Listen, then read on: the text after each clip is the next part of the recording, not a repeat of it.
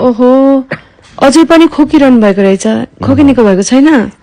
निको भएको छैन झन् त्यसमाथि पिनास पनि थपिएछ ओहो पिनासको घरेलु रेमेडी गर्नु त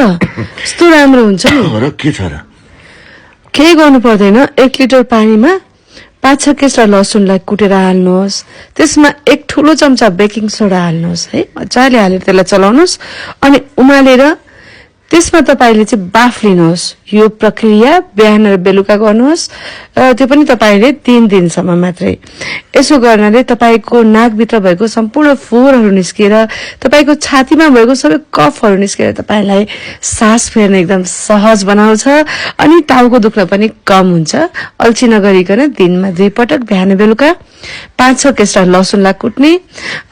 1 लिटर पानीमा अनि 1 चम्चा बेकिङ सोडा ठूलो चम्चा हाल्ने उमालेर बाफ लिने अनि मुख पुछेर सुत्ने गर्नुहोस् साह्रै निको हुन्छ